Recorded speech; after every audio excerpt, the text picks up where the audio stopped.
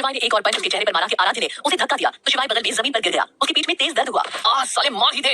शिवाय की दर्द भरी चीख सुनकर आराध्य तुरंत उठकर शिवाय को चेक करने लगा। शिवाय तू ठीक है ना? शिवाय आधी बेहोशी में था। आराध्य ने उसकी गंदी शर्ट फाड़कर उसकी पीठ देखी तो आराध्य हड़बड़ाकर 4 कदम पीछे सरक गया। उसकी आंखों से आंसू की एक बूंद जमीन पर गिर गई। आराध्य उतनी ही तेजी से शिवाय के पास आया। शिवाय तू ठीक तो है ना? ये सब शिवाय की पीठ पर काफी भयानक घाव बने दिखे जिन्हें देखने भर से डर रहा था। आराध्य सोचना भी नहीं चाहता था कि इतने भयानक घाव का दर्द शिवाय कैसे सहन कर रहा होगा। शिवाय तुझे बहुत दर्द हो रहा होगा ना? नहीं नहीं मुझे बिल्कुल दर्द नहीं हो रहा। यू नो ना I am a black roll dragon. वो बोल रहा था कि वो ठीक है लेकिन अपना सर मासूमियत से हाँ में हिला भी रहा था जैसे कह रहा हो बहुत दर्द हो रहा है। आराध्य उसके चेहरे पर हाथ रखते हुए बोला सॉरी ये सब मेरी। शिवाय अकड़ कर बोला मेरे सामने बीवियों की तरह रोना बंद कर। एक मिनट मेरी बीवी तो रोती नहीं है। ना तेरी बीवी ना ही उसकी बहन ना गोद ली बेटी ना सगी बेटी ना ही दोस्त। जो भी मेरी बीवी से मिलता है वो तो जैसे रोना ही भूल जाता है सबको अपने जैसा बना देती है। आराध्य ने शिवाय को उठाते हुए बोला संगति का असर। शिवाय खुद को उससे दूर करते हुए बोला तू बुरा किसे बोल रहा है? शिवाय अपनी तरफ उंगली करके बोला तो आराध्य जबरदस्ती शिवाय को सहारा देते हुए उसे लेकर उसी रास्ते वापस जाने लगा जहां से वो आया था। आराध्य की आंखों के सामने तो शिवाय की पीठ घूम रही थी जिस वजह से वो एकदम चुपचाप चल रहा था। राजस्थान की हवेली में सब लोग अब वापस हवेली आ चुके थे। आते ही स्वाति जी अंश को अपने साथ ले गई ताकि वो उससे सारी बातें कर सके। अंश को अभी भी निवि की फिक्र हो रही थी। वो जानना चाहता था कि आकृति ने निवि के साथ क्या किया है लेकिन स्वाति जी के कहने पर वो उनके साथ चला गया। मान्या आकृति को उसके कमरे में छोड़कर अपने कमरे की बालकनी में बैठी आसमान को देख रही थी। उसकी आंखों के सामने एक खूबसूरत सा शादी का मंडप घूम रहा था जिसमें दुल्हन बैठी मान्या बेहद खुश लग रही थी। शादी पूरी होने के बाद जैसे ही दुल्हन ने अपना चेहरा दिखाया मान्या ने गुस्से से अपनी मुट्ठी भींच ली। उसकी लाल आंखें आंसुओं से भरी थी। मान्या को याद आ रहा था कैसे उसका पति उसे शादी के मंडप में पूरी इज्जत के साथ बेइज्जत कर वहां से चला गया था। उस दिन मान्या खूब रोई थी शायद इतना कि तब से उसके आंसू सूख चुके थे। आज आकृति की शादी देखकर उसे अपनी बेमतलब की शादी याद आई थी। अपनी लाल आंखों से आंसुओं को रोकते हुए मान्या खुद से बोली सब ठीक है मान्या तू बहुत आगे निकल चुकी है भूल जा सब। खुद को दिलासा देते हुए मान्या अपने बिस्तर पर जाकर जबरदस्ती आंखें बंद कर लेट गई। अंश का कमरा। अंश तेजी से अपने कमरे में आया। उसने चारों तरफ देखा तो वहाँ कोई नहीं था। वो वॉशरूम की तरफ जाने लगा कि उसके कदम अपने आप बेड की तरफ मुड़ गए। वहाँ लगे सफेद पर्दे अंश की लंबी खूबसूरत उंगलियों द्वारा हटाए गए। सामने सफेद चादर पर लाल गुलाब के बीच एक लड़की स्टार फिश की तरह पेट के बल लेटी थी। उसके मासूम चेहरे पर दुनिया जहान की थकावट थी। अंश कुछ पल रुक गया। उसे पता ही नहीं चला कि वो आकृति को लगातार देख रहा था।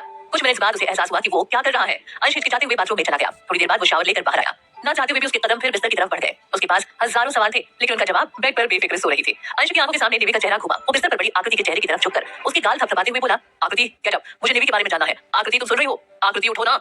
आकृति जो आज की मेहनत से थक चुकी थी वो इरिटेट होकर अंश का हाथ झटकते हुए दूसरी तरफ मुंह कर सो गई। अंश बिस्तर पर चढ़कर दूसरी तरफ से आकृति को उठाने की कोशिश करते हुए बोला आकृति उठो बाद में सो जाना अभी मुझे बात करनी है तुमसे। आकृति जो पहले ही अपनी कमर में हो रही दर्द से परेशान थी उसने अपनी आंखें खोली तो सामने अंश लगातार बोलते हुए दिखाई दे रहा था। आकृति का सिर घूम गया। उसने तुरंत करवट बदली और अंश के ऊपर चढ़कर उसके बोलते होठों पर अपने होठ रख दिए। अंश को पता ही नहीं चला कब कैसे उसके साथ ये सब हो गया। उसने नजरें उठाकर देखा उसके होठों पर आकृति के होठ थे। अंश को किस करने के बाद आकृति उसके होठों को छोड़ उसके ऊपर अच्छे से सोते हुए अलसाई आवाज में बोली एक किस बहुत हुई अब सो जाओ आई एम वेरी टायर्ड। अंश इतना डर चुका था कि आकृति के सोने तक उसकी सांस लेने की आवाज तक सुनाई नहीं दे रही थी। नहीं नहीं अंश ऐसा कुछ नहीं होगा। अपने मन में बोलकर अंश ने आकृति को देखा जो उसके ऊपर अपना आधा शरीर रखकर सो चुकी थी। अंश ने हिलने तक की जहमत नहीं उठाई और वैसे ही सोने की कोशिश करने लगा। उसका चेहरा हल्का हल्का लाल हो रहा था। वो आकृति के सोए चेहरे को देखने में भी कतरा रहा था। Delhi rosewood spring. आया अपने कमरे की बालकनी से आसमान में दिख रहे पूरे चांद को देख रही थी। उसे याद था कैसे उसका ड्रैगन पति बालकनी में बैठे घंटों चांद को घूरते रहता था। उसे आज लग रहा था जैसे कुछ अच्छा हुआ हो पर क्या ये उसे समझ नहीं आया। आया ने पीछे बिस्तर पर सो रहे शिवांश को देखा। शिवांश ने खासतौर पर बेड के पास बड़ी सी खिड़की बनवाई थी जिससे शिवांश पर प्रॉपर चांद की रोशनी पड़ रही थी। शिवांश दिखने में शिवाय की तरह हैंडसम था लेकिन उसमें आर्या की खूबसूरती भी बखूबी आई थी जिससे वो बेहद अट्रैक्टिव लगता था। अचानक आर्या को लगा जैसे कोई उसे घूर रहा है। आर्या को ये फीलिंग बहुत देर से सता रही थी लेकिन उसे समझ नहीं आ रहा था कि कौन उन पर नजर रख रहा है। आर्या रूम में आई तो उसे समा दिखी जो उसके कमरे की तरफ बढ़ रही थी। समा ने शिवांश को देखा फिर आर्या को अपने साथ आने का इशारा किया। आर्या को समा कुछ परेशान लगी तो वो उसके साथ चली गई। समा उसे लेकर कॉरिडोर में आई। क्या हुआ तुझे? सिरम का असर फिर से शुरू हो गया क्या? कोई प्रॉब्लम तो नहीं हो रही तुझे? समा उसका हाथ पकड़ हिचकिचाते हुए बोली दी मुझे तुझे कुछ बताना है। आर्या ने उसे देखा। अब तक वहाँ गर्ल्स टीम आ गई थी। वो सभी पिलर के पीछे छिपकर दोनों की बातें सुन रहे थे। कोई और भी था जो उन सबको कोई अपनी लाल आंखों से घूर रहा था। रोजवुड स्प्रिंग के सबसे ऊंचे पेड़ पर आर्या किसी रानी की तरह बैठी मेंशन के कॉरिडोर में खड़े उन सब लोगों को देख रही थी। इस वक्त उसकी आंखें लाल लेजर की तरह चमक रही थी। समा आर्या को बैठाकर बोली देख दी जो मैं कहने वाली हूँ तुझे भले ही भरोसा ना हो लेकिन मुझे ये सच लग रहा है। आर्या आंखें छोटी कर समा को घूर रही थी। समा दूसरी तरफ देखते हुए बोली ऐसे मत घूरना प्लीज। बड़ी मुश्किल से ये सब बोलने के लिए खुद को हिम्मत दी है। आर्या हाथ बांधकर बोली तुम्हें ये सब बकवास करनी है तो मैं जाऊं?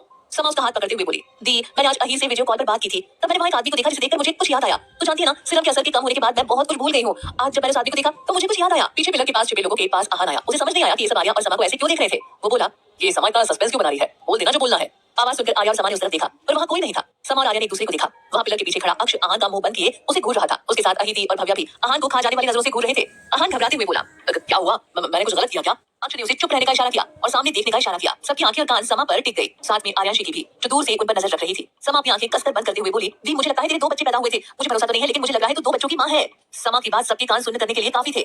आर्या अपना हाथ उसके हाथों से झटकते हुए बोली मजाक बंद कर समा तू सुन भी रही है क्या बोल रही है?